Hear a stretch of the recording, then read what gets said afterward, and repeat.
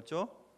성령은 호련히 하늘로부터 임했습니다. 급하고 강한 바람 소리 같고 불의 혀가 갈라진 것 같은 모양을 보았죠. 그래서 사람의 인식이 가능한 것을 말씀드렸습니다.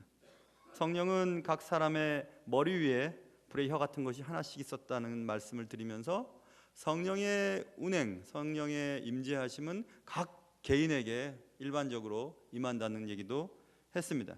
성령은 인격이기 때문에 우리가 어떤 장소 또 어떤 단계를 밟으면 저절로 얻어지고 취득되어지고 획득되어지는 것이 아니고 하나님으로부터, 성부 하나님으로부터 혹은 성자 하나님으로부터, 하늘에서부터 호련히 갑자기 들이닥치는 것, 예상치 못한 방식으로 임하는 것임을 배웠습니다. 성부 하나님으로부터 성자 하나님으로부터 오는 것, 서방교회가 취하는 신학적인 견해였고, 동방교회에서는 성자 하나님을 통하여 성부 하나님으로부터 이렇게 말씀을 드렸습니다. 어찌됐든 하늘로부터 하나님으로부터 오는 것이다 이렇게 말씀드렸습니다. 성령을 받고 나서 제자들에게서 가장 첫 번째 변화는 제자들이 거기 모인 사람들에게 설교하는 것이었어요. 그래서 오늘 본문 제가 읽은 14절 말씀 보면 베드로가 11사도와 함께 서서 소리를 높여 이르되 내 말에 귀를 기울이라 이렇게 말씀하면서 설교가 시작됩니다.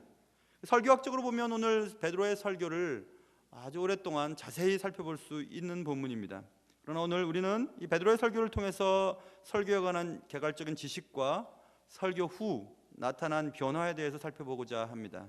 오늘 말씀을 듣는 가운데 여러분과 저에게 꼭 필요한 은혜가 있으시기를 주님의 이름으로 축원합니다. 자, 오늘 본문 말씀은 유대인들과 예루살렘에 사는 모든 사람들아 내 말에 귀를 기울이라 이렇게 시작됐죠.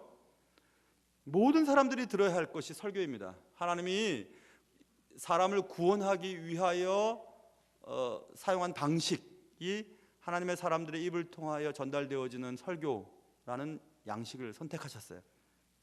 그러나 오늘 설교의 권위는 땅에 떨어질 대로 떨어져 버렸죠. 귀찮고 그리고 별 볼 일 없는 잔소리를 중지시키려고 할 때 보통 우리는 이렇게 얘기합니다.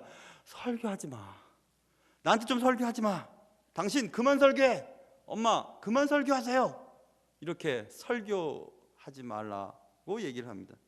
아니 어쩌다 설교가 듣기 싫은 잔소리의 대명사로 쓰이게 되었을까요? 그것은 설교의 기능이 왜곡됐기 때문에 그랬습니다. 설교의 기능이 문제가 생겼기 때문에 그렇습니다. 설교는 강의와 다릅니다. 저도 한 8년간 신학교에서 강의를 해보았는데요. 강의의 목적은 선생님이 알고 있는 지식을 학생들에게 제대로 전달하는 데 목적이 있어요. 나 이런 거 알고 있는데 너희들은 몰랐지? 내가 가르쳐줄게. 잘 들어봐. 그리고 그 선생님은 자기가 알고 있는 지식을 학생들에게 알려주고 학생들은 그것을 전달받아서 야 우리 선생님 대단한 거 알고 계셔. 좋은 거 배웠어. 이러면 되는 거예요. 그렇죠? 그러나 설교는 안 그래요. 설교는 성경 지식을 전달하는 장이 아닙니다. 설교의 목적은 제가 여러 번 말씀드렸죠. 설교의 목적은 말씀을 듣고 삶이 변화되는 것까지 가야 설교가 제대로 된 구실을 하는 거죠. 그런데 한국교회 강단이 그리고 세계교회 강단이 철학이 들어오고 인문학이 들어오고 뭐 영화 얘기가 들어오고 자신의 경험 얘기하면서 설교 시간을 다 까먹어 버려요. 그리고 본문을 읽어놓고 본문에 대한 주해와 해석과 적용과는 상관없는 자기 얘기를 합니다. 그리고 자기 얘기를 하기 위해 성경을 선택해요. 자기가 오늘 이 얘기를 하기 위해서 성경이 밑받침되고 뒷받침되는 성경들을 찾습니다. 그래서 그 자신의 하는 말들을 반증시키는 도구로 성경을 사용하게 되는 경우들이 많습니다. 그러니 듣기가 싫은 거예요. 설교의 맛이 떨어져 버렸기 때문에 그랬죠. 삶의 변화를 목적으로 진행되어야 될 설교가 강의나 또 철학적인 강의 수준으로 달라지게 되었습니다. 설교를 듣고 나면 어떤 반응이 생겨야 하냐면 오늘 본문의 말씀 베드로가 설교를 한 후 그 말을 듣고 37절 보시면 이런 말씀이 쓰여 있습니다. 그들이 이 말을 듣고 마음에 찔려 베드로와 다른 사도들에게 물어 이르되 형제들아 우리가 어찌할꼬 하거늘. 말씀을 들은 그때 있었던 그 사람들의 마음속에 찔림이 있었습니다. 말씀 때문에 뭐가 잘못하고 어떻게 살아야 되는데 그렇게 살지 못했고 하나님이 요구하시는 삶이 이것인데 이렇게 살지 못했다고 하는 그런 것들을 듣게 됐어요. 찔림을 받게 되는 거죠. 찔림을 받은 후 What shall we do? 우리가 어떻게 하면 좋겠어? 우리 어떻게 살아야 되지? 이제 앞으로 어떻게 해야만 되지? 라고 질문을 던지는 겁니다. 그게 반응이에요. 그럴 때 삶의 변화가 일어나는 거거든요. 하나님의 말씀이 던져질 때 그 말씀을 붙잡고 그럼 난 어떻게 살아야 되지? 어떻게 되지? 우리가 어찌할 거라고 하는 질문을 가지고 살아보려고 애를 쓰는 겁니다. 그러면 삶이 조금씩 달라지는 거죠. 그게 삶의 변화예요. 설교는 거기까지 가야 되는 것입니다. 그런데 오늘날 설교를 들은 회중들은 그런 반응이 잘 일어나지 않아요. 말씀을 듣고 찔림을 받을 수는 있어요. 찔림을 받고 저런 얘기를 하다니 누가 내 얘기했어 하고 그냥 화만 내지 말씀을 듣고 변할 생각을 하지 않아요. 무엇이 문제일까요? 베드로 같은 훌륭한 설교자가 없기 때문에 그럴까요? 과거에는 그런 반응이 많이 일어났는데 요즘 설교자들이 배운 게 적어서 그렇습니까? 잘못 전달한 건가요? 성경의 지식이 약해서 그런가요? 뭐 때문에 그렇죠? 하나님의 말씀이 필요치 않은 사람들은 세상에 아무도 없습니다. 하나님의 말씀은 오늘 본문에 유대인들에게도 필요했고 예루살렘에 사는 모든 사람들 잘 들으십시오. 이 말 꼭 들어야 됩니다 라고 말씀을 했습니다. 설교는 모든 사람들이 귀를 기울여 들어야 할 것입니다. 말씀이 선포되어지는 현장에 오신 여러분에게 오늘 말씀을 통해서 마음에 찔림이 있고 무엇을 내가 해야 되지? 라고 하는 반응이 일어나기를 주님의 이름으로 축원합니다. 오늘 새벽 예배를 마치고 집으로 가는 도중에 기독교 방송을 듣는데 거기에 아나운서가 이런 얘기를 하더라고요. 어떤 가수가 있는데 성악가가 있는데 악보의 연구를 열심히 해요. 악보가 뭐가 잘못됐고 작곡가가 이렇게 지으면 더 좋았을 텐데 계속 연구를 합니다. 연구를 하고 한 번도 그 악보에 따라서 노래를 부르지 않아요. 성악가가 해야 할 일을 하지 않는 거죠. 우리가 꼭 그렇습니다. 말씀이 어떻고 설교가 어떻고 막 얘기는 많이 하는데 그렇게 살지는 못해요. 그러니까 삶이 달라지지 않는 겁니다. 그냥 교회 다니면서 예수 믿는 채 하는 거죠. 최근 몇 달 동안에 한국에 그리고 또 세계적으로 유명한 영화 하나가 있습니다. 보헤미안 랩소디라고 하는 그 예전에 그 가수 영국의 그룹 퀸에 대한 얘기를 다시 영화로 만들었는데 무척 재밌더라고요. 무척 재밌습니다. 그래서 다시 한국에 퀸 바람이 불어요. 그래서 퀸의 노래들을 많이 틀고 또 듣고 이렇습니다. 퀸의 노래 중에서 보헤미안 랩소디라고 하는 뭐 대표적인 노래고 뭐 또 Under Pressure라고 하는 노래들도 있죠. 그러나 저는 그런 대표적인 노래보다 좋아하는 노래가 있어요. The Great Pretending이라고 Pretender라고 하는 노래예요. 그러니까 위대한 위선자 혹은 위대한 연기자라고 번역될 수 있는 거죠. 그 노래는 사실 그 프레디 머큐리가 부르는 노래가 먼저 부른 노래가 아니죠. 1955년도에 The Pretters라고 하는 그룹이 불렀고 그다음 팻분이나 캠 쿡이라고 하는 사람이 리메이크를 했었어요. 그러나 1987년도에 부른 프레디 머큐리의 노래가 가장 인상이 깊어요. 위대한 위선자, 위대한 연기자. 뭐 그 노래의 소절은 이렇게 시작됩니다. Oh yes, I'm the great pretender. 그래요, 나는 훌륭한 연기자예요. 위선자예요. Pretending that I'm doing well. 잘 지내는 것처럼 연기하며 살죠. 이런 얘기. 그렇게 시작됩니다. 왜 그 노래가 이렇게 인기가 될까요? 우리 모두 그렇게 살기 때문에 그래요. 모두 평안한 척, 모두 행복한 척, 모두 예수 잘 믿는 척, 모두 예수 안에서 아무 문제가 없는 척 삽니다. 그러나 그렇게 살지 못해요.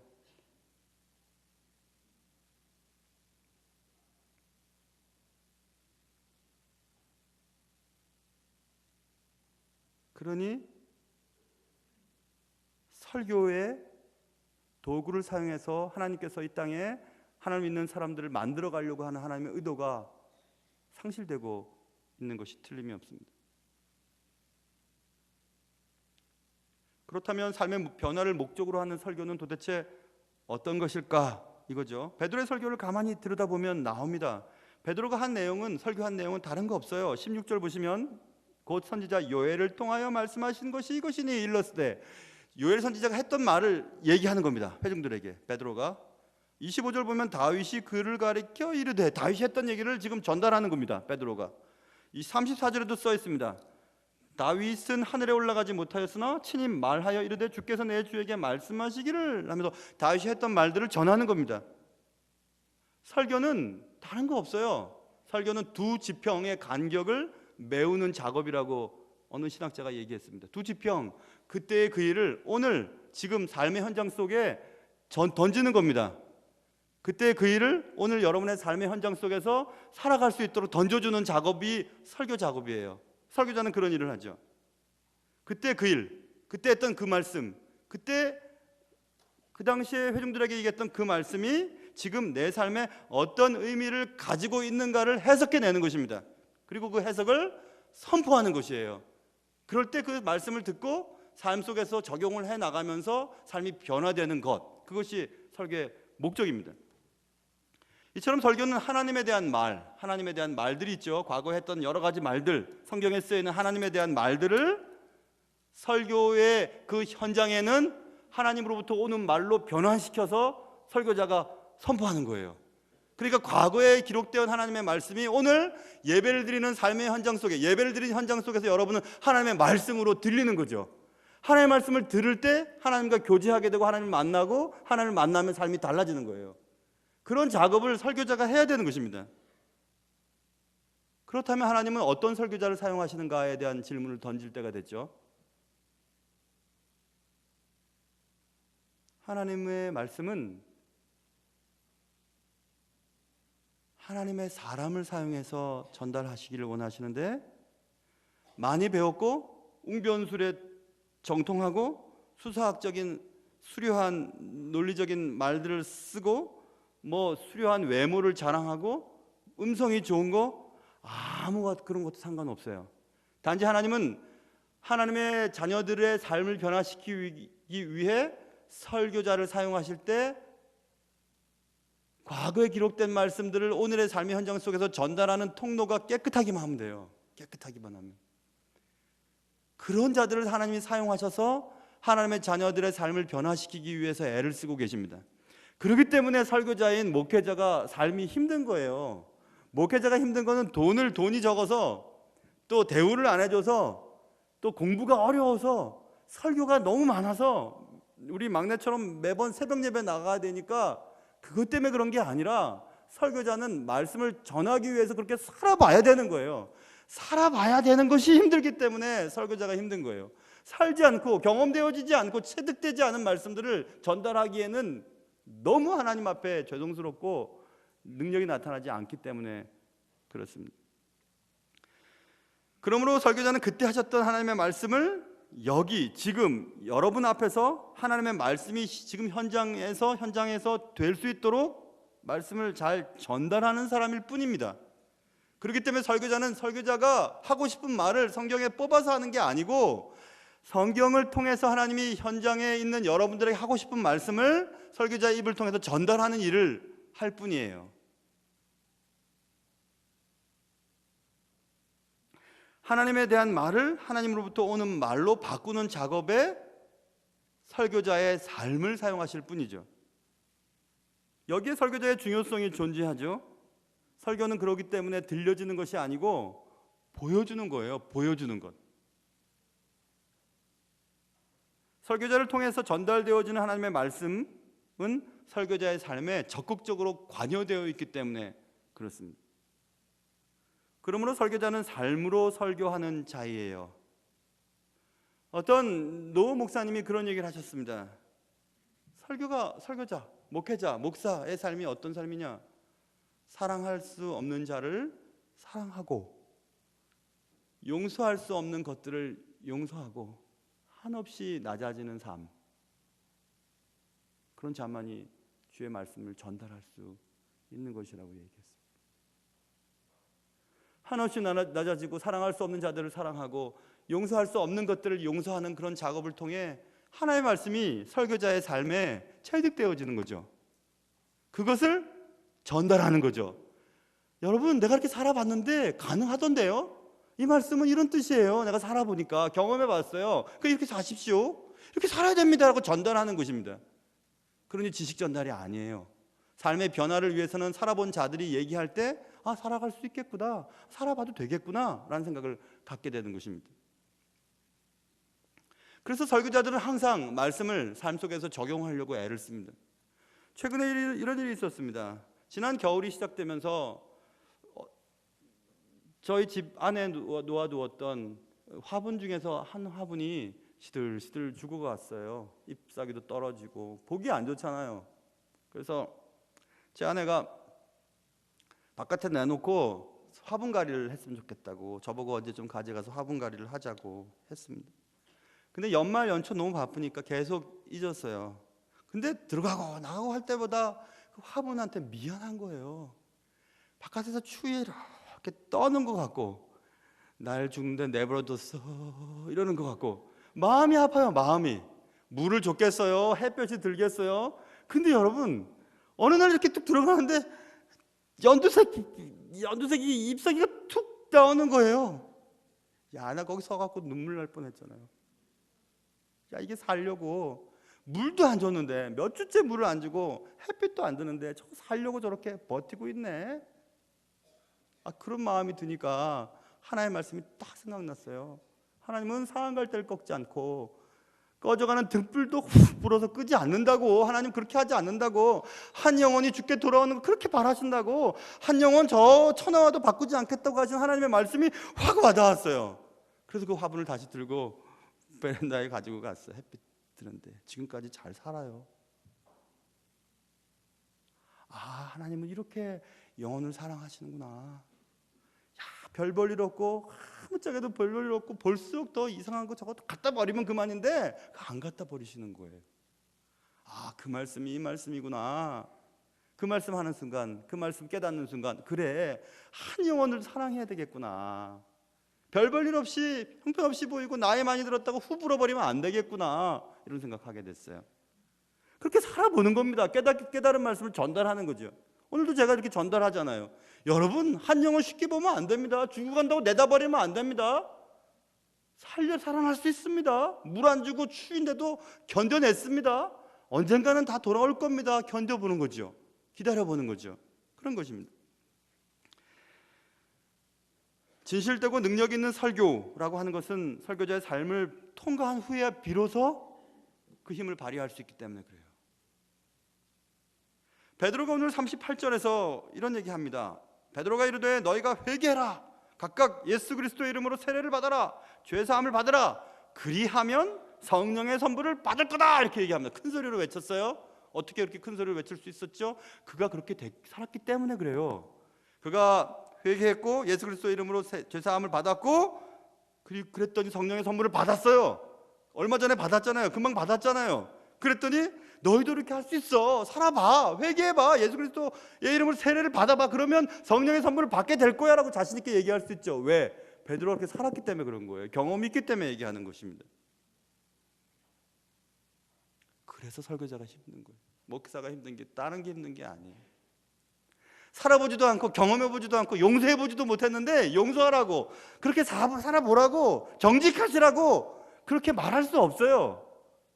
그래서 힘든 거예요. 설교자의 학력 수준이 자꾸 높아집니다. 웬만한 교회 가면 박사학위 정도가 있어야 돼요. 뭐든지 해야 됩니다. 공부를 해야 돼요. 그 세상적인 지식이 막 들어오기 시작했습니다. 설교자의 삶과는 달라요. 멋진 설교를 하고 대단한 찬양대에 찬양을 하고 오케스트라가 있고 뭐 대단한 건물을 자랑하죠. 그러나 그런 큰 교회들도 문제 하나 생기면 다 흩어져 버립니다. 왜 그러죠? 삶의 변화가 없기 때문에 그래요.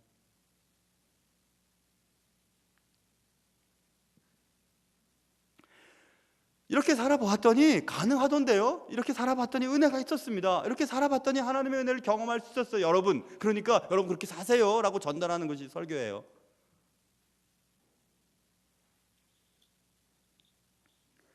설교를 통해서 삶의 변화의 궁극적인 목적을 달성해야만 되죠. 설교의 목적은 삶의 변화라고 말씀드렸습니다. 그런데 그냥 이렇게 살면 안 되나요? 나 죄도 안 짓고요, 지금까지 살아온 내 방식대로 살면 아무 문제가 없어요. 굳이 그렇게 살 필요가 있나요? 굳이 설교 말씀을 듣고 계속해서 삶이 변해야 할 필요가 있나요? 왜 그래야만 하죠? 라고 질문을 던질 수도 있어요. 설교 시간은 지겨워요. 맛이 없어요. 영화는 막 2시간씩 3시간씩 재밌잖아요. 설교 30분만 넘으면 막 레이저 빔을 막 쏴댑니다. 언제 끝날 거냐 막 쏴대기 시작해요. 우리 교회 얘기하는 게 아니라 저기 동두천에 어떤 교회가 그렇대요. 설교의 맛이 잃어서 그런가요? 베드로 같은 설교자가 설교를 안 해서 그렇습니까? 뭐 때문에 그렇죠? 과거의 목사님들은 설교하면 다 아멘 하면서 은혜 받고 막 부흥이 일어났죠. 요즘 많이 배운 목사님들 설교해도 뭐 너나 설교를 해라, 나는 그냥 빨리 갈란다, 그런 경우들도 있고. 얼마 전에 그 병원 신방을 갔다가 배가 고파가지고 밥 먹으러 신방대원들이랑 밥 먹으러 들어갔어요. 저는 청국장을 먹고 싶어서 청국장 시켰어요. 오랜만에 청국장 먹었어요. 맛있던데요? 잘 먹었어요. 그런데 그래도 엄마가 예전에 어머님이 끓여준 것보다는 맛이 없더라, 이런 얘기를 했어요, 제 아내에게. 진짜 그럴까 생각해봤어요. 진짜 그때가 맛있었고 지금 맛없는 걸까 생각해봤습니다. 정말 맛이 없었던 걸까? 아니면 내 입맛이 달라진 걸까? 너무 맛있는 거 많이 먹어서. 여러분, 성도들의 입맛이 많이 변했습니다. 많이 변했어요. 말씀을 그냥 뚝 던지면 딱 아멘하는 그런 순수한 시대가 지나버렸어요.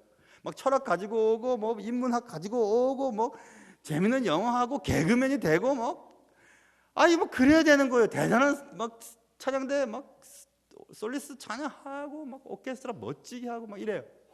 귀가 막 높아지죠. 제 아내가 저보고 당신 입맛은 애들 입맛이라고 얘기해요. 정말 그래요. 저는 아이스크림 같은 거 좋아하고, 뭐 초콜릿 좋아하고, 뭐 이런 거 단 거 좋아해요. 단 거 좋아하니까 뭐 나물이나 이런 게 좋은 걸 못 먹어요. 입맛이 그러니까. 그러니까 열량은 높으나 영양가가 없는 것만 먹죠. 입의 맛이 그런 거죠. 들어야 할 말씀 들어야 될 텐데, 그래야 영향이 생기고 삶이 변화가 일어날 텐데, 듣고 싶은 말만 듣는 거죠. 재미난 말만 듣는 거죠. 설교에 맛이 없어, 맛이. 이러면서 말입니다. 설교를 들을 때 맛있는 것만 먹고, 몸에 단 것만 먹고, 입에 땡기는 것만 먹으면 살 안 찝니다. 그리고 건강하지 않아요. 병 생깁니다. 말씀을 듣고 마음에 찔림이 있어야 돼요. 내가 이렇게 살면 안 되지. 우리가 어찌할꼬? What shall we do? 어떻게 하면 좋지? 어떻게 하면 좋지 내가? 어떻게 살아야 되지? 이렇게 하면서 고민에 빠져야 되는 거예요. 마음에 찔리는 막 설교를 하면 막 씩씩씩 화만 내면서 막 왜 내 얘기 했냐고 막 그렇게 하면 그거 어떻게 하겠어요? 목사가 그렇게 일일이 여러분 다 신경 쓰고 여러분 삶에 대해서 다 관심이 있고 여러분의 현장 여러분들 마음 아프게 하려고 그렇게 던지겠습니까? 그런 멍청한 목사가 세상에 어디 있어요? 하나님의 말씀을 전달하는 이 시간에 전혀 그러지 않아요. 말씀을 던져서 마음에 찔림이 있으면 하나님이 내 사정을 아시고 내게 회개할 것이 생기고 내가 주님 앞에 돌이킬 것이 있으니까 하나님에 엎드려야지, 그렇게 생각을 갖지 않아요. 요즘에는 화만 내요. 틀린 건 뭐 없을까 하고 악보만 찾아봅니다. 노래나 부를 생각을 하지 않아요. 그렇게 살진 않아요. 그리고 훈수만 두죠. 그게 오늘날 한국교회 아닙니까? 그리고 또 질문을 던지는 거죠. 근데 왜 삶 변화해야 돼요? 지금도 괜찮은데, 편안한데요? 아니에요. 설교의 목적은, 설교의 궁극적인 목적이 다른 데 있어요. 삶이 자꾸 변해서 어떤 설교의 마지막 목적을 이루어야 하기 때문에 그렇습니다. 그것은 오늘 21절 그리고 28절 그리고 40절에 계속해서 반복하고 있는 것이 있어요. 베드로는 과거 예언자들의 설교했던 것들을 가져다 씁니다. 요엘이 이렇게 말했지, 다윗이 이렇게 말했지 하면서 설교도 써요. 그러면서 그가 원하는 것은 이 설교 말씀을 듣고 누구든지 주의 이름을 부르는 자는 구원을 받으리라 라고 하는 그 목적 때문에 그런 거예요. 오늘 본문에 28절에도 주께서 생명의 길을 내게 보이셨으니 40절에도 또 여러 말로 확증하며 권하여 이르되 너희가 이 패역한 세대에서 구원을 받으라, 이 목적 때문에 설교하는 거예요.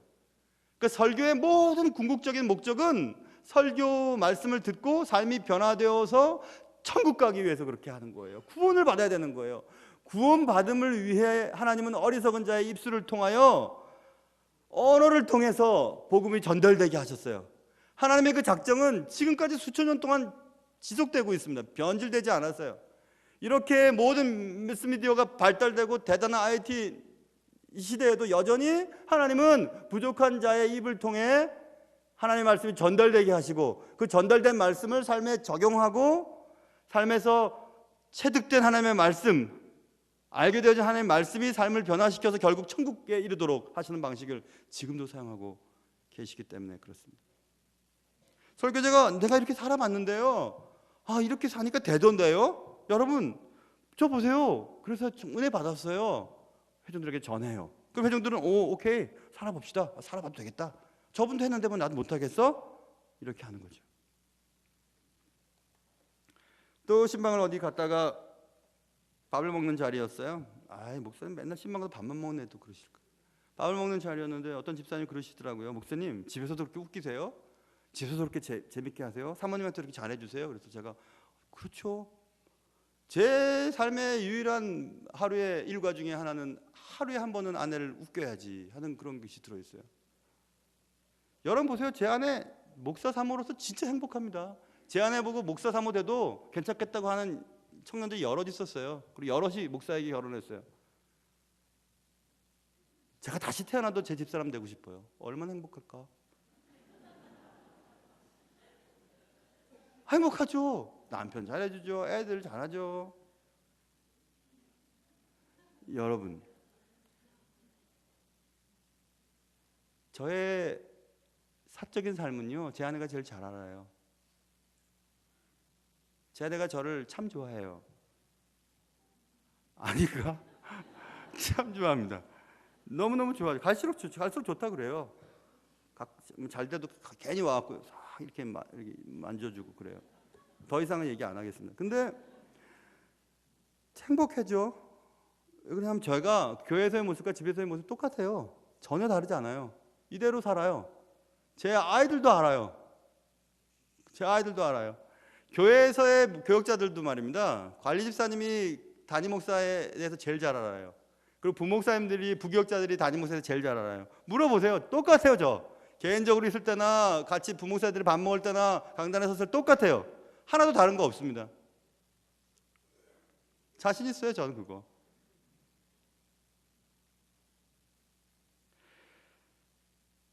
살아가는 겁니다. 목회자는 말씀을 통해 살아가는 거예요. 그리고 살아간 것을 전해주는 것뿐이에요. 그러면 그걸 보고 성도들이 살아보는 거죠. 그리고 또 삶이 변화되는 거죠. 안과 밖이 같아지는 거죠. 그래서 하나님이 원하시는 구원에 이르게 되는 것입니다. 구원의 목적지를 향해 잘 가고 있음. 그래서 어떻게 할 수 있을까?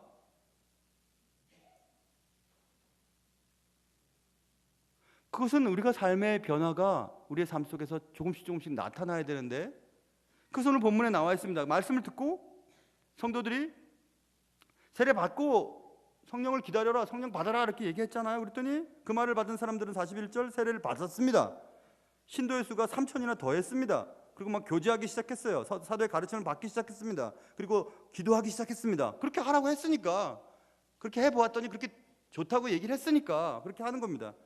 그리고 43절부터 대단한 변화가 일어나기 시작하는데, 그것은 모든 물건을 서로 통용하는 일들이 생겨요. 서로 통용합니다. 그리고 마음을 같이하여 모이기를 힘쓰고요, 기쁨과 순전한 마음이 생기고 찬미하고 백성들에게 칭송을 받아요.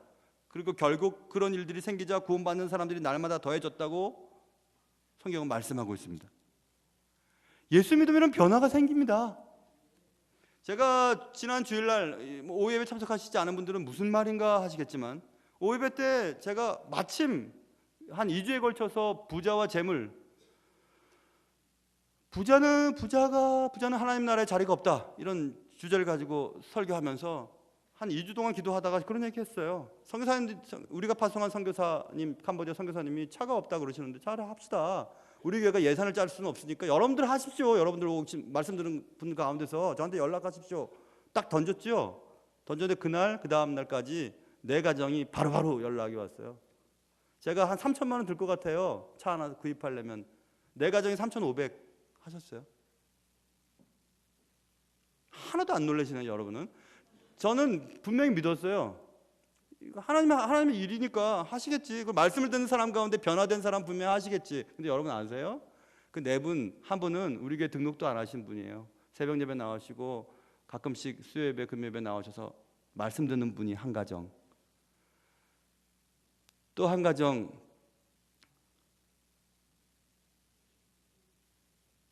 교회 학교 아이예요. 교회 학교 아이가 그동안 모아뒀던 거 엄마 아빠 허락받고 드렸어요. 또 한 가정 작년에 등록한 새 가정이에요. 새 가족이에요. 또 한 가정 요즘에 일이 안 잡혀서 집이 일이 좀 없어서 좀 힘든 가정이에요. 그래 가정 했어요. 저는 그 말씀 던지고 주님 앞에 기도했습니다. 하나님의 일이니까 하나님 하십시오. 그런데 저는 그런 생각했어요. 부자들은 안 할걸? 죄송하지만 부자들은 안 할걸 생각했어요. 참 내 가정 다 그런 가정들을 하나님 사용하셔서 그렇게 돈을 모아갖고 선교사님 차 사도록 헌금을 하셨을까요? 여러분들 가운데 오늘 하려고 그랬는데 그런 분들 계실 거예요. 근데 하나님의 일은요 빨리빨리 할수록 좋아요. 그리고 올해는 제가 일을 좀 버릴 작정이에요. 여러분 준비하세요. 만 제가 딱 던지시면 제일 먼저 하십시오. 말씀을 들으면 돈부터 변화가 됩니다. 노랭이짓 안 합니다. 하나님의 일을 위해서 뭐 한다면 다 내놓습니다. 그렇게 되어 있어요. 나의 가장 소중한 것이 돈이 아니고 이제 하나님이라는 것을 고백하는 사람들이 삶의 변화가 시작되는 것이에요. 그래서 종교개혁자들과 예전에 목사님들이 얘기했습니다. 청교도 목사님들이 너의 호주머니가 회개하기 전까지 너가 회개했다는 것을 난 믿을 수가 없다고 얘기했습니다.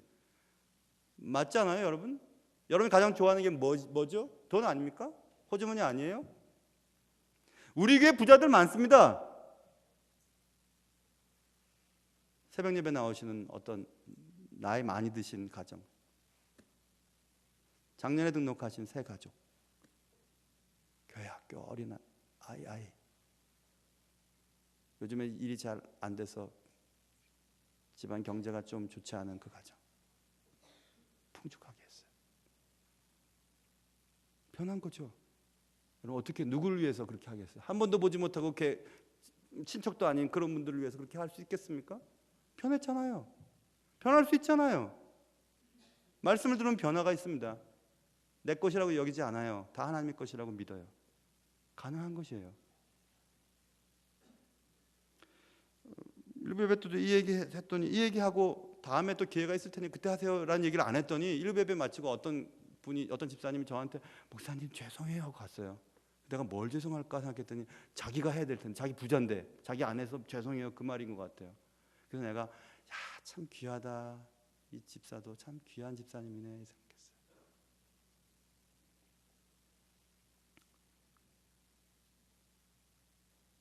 여러분의 삶은 변화가 있으세요? 지금 교회 얼마나 다니셨죠? 여러분 한번 그렇게 해보신 적 있으세요?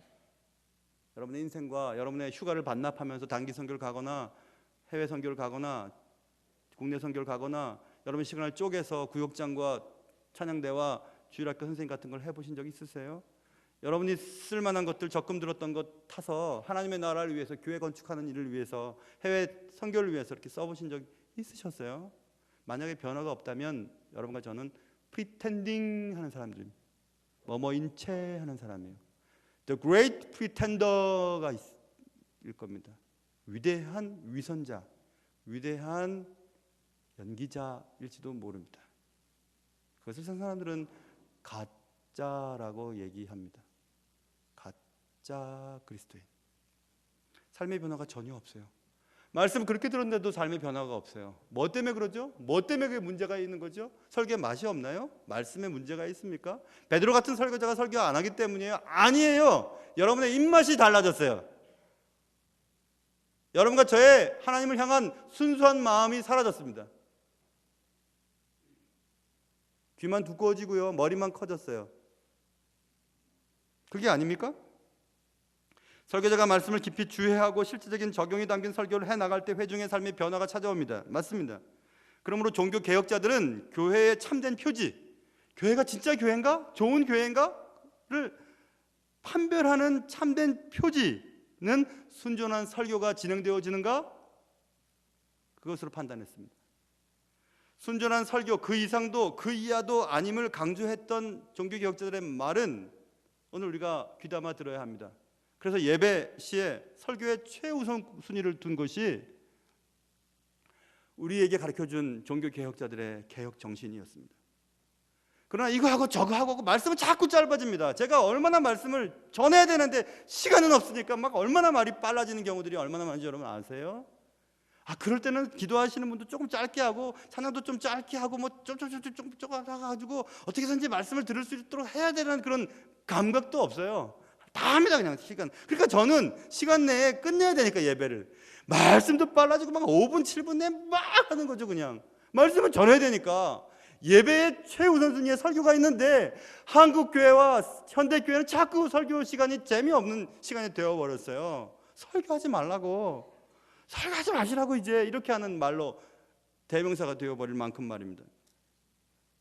하나님께 속한 백성들의 삶에서 설교가 지닌 독특한 능력과 중요성이 상실되자 기어코 문제가 생겼습니다. 그것은 가짜 그리스도인들을 많이 양성하게 된 것입니다. 삶의 변화는 없고 교회만 왔다 갔다 하는 성도들이 많아지게 된 거예요. 성도의 수는 자랑하지만 교회의 힘은 없는, 다 제각기의 삶의 방식과 다 원하는 것들이 다른 각각 찢어진 그런 교회가 되어버리는 경향이 나타나고 있는 것을 아니라고 말할 수가 없어요. A.W. 톨저라고 하던 미국 유명한 설교자이며 신학자이죠. 책을 참 많이 썼습니다. 기도도 많이 하시고. A.W. 톨저, 그분이 이렇게 얘기했어요. 설교자의 영은 하루하루 선지자처럼 사는 설교자에게 임하는 것이지 설교 전에 잠시 기도하는 설교자에게 임하는 것이 아니다, 이렇게 얘기했습니다. 명쾌한 얘기죠. 날마다 말씀대로 사는 설교자에게 설교의 능력이 나타나고 그 설교의 능력을 통해서 삶의 변화가 되는 회중들이 나타나는 것이지 설교를 위해서 잠시 기도하는 자에게 능력이 나타나지 않는다, 이렇게 얘기했습니다. 맞죠? 100번이라도 맞는 얘기입니다. 그러니 살아야 되는 거예요. 말씀대로 가정에서 그렇게 살아야 되는 거예요. 기도했던 그 언어대로 삶의 현장 속에서 그런 언어로 다른 사람을 사랑해야 되는 것입니다. 사랑하고 용서하고 원수 사랑하라고 얘기하는 것처럼 원수를 정말 용서해야 되는 거예요. 사랑해야 되는 것입니다. 그런데 가족도 용서하지 못해요. 형제자매 가운데도 돈 때문에 싸워요. 부모 자식 간에도 싸웁니다. 부부끼리도 아무것도 아닌 것 같고 막 싸우고 야단이 났어요. 교회도 그렇습니다. 형제자매라고 얘기하는 조그만 문제 때문에 막 싸우고 야단이 났습니다. 거기에 하나님이 계실까요? 거기에 예수 그리스도의 영이 임할 수 있을까요? 거기에 성령님이 강력한 역사가 임할 수 있을까요? 아니요. 오히려 세상 사람들로부터 욕만 먹을 겁니다. 니들이나 잘하라고, 니들이나 사랑하라고, 니들이나 예수를 제대로 잘 믿으라고 얘기를 할 것입니다. 저도 이제 50대 중반으로 넘어가니까, 중반이 되니까 이제 후배 목사님들이 이제 막 올라오잖아요. 신학교 때도 그런 질문을 많이 받았어요. 목사님은 설교를 얼마나 준비하세요? 저는 평생 준비해요. 설교 시간 따로 막 작정해놓고 막 시간 내서 설교 준비 별로 안 해요. 난 늘 살면서 깨달은 것들, 말씀 속에서 깨달은 것들, 그거 전해요. 이렇게 얘기했어요. 지식 전달을 위해서 설교하는 거 아니에요. 나 모르는데 여러분, 나 아는데 여러분 모르지? 하고 막 어려운 얘기 써서 설교하는 거 아니에요. 살아본 말씀 살아보세요. 살아보면 은혜 됩니다. 전달하는 게 설교예요. 그래서 설교의 맛은 설교자가 몸으로 우려낸 시간만큼 진국이 나오는 거예요. 설교자만 그렇습니까? 여러분과 저는 다 세상 속에 복음을 전달하는 도구로 쓰임받는 복음 선포자들이에요. 여러분들이 이렇게 살아야 되는 거예요.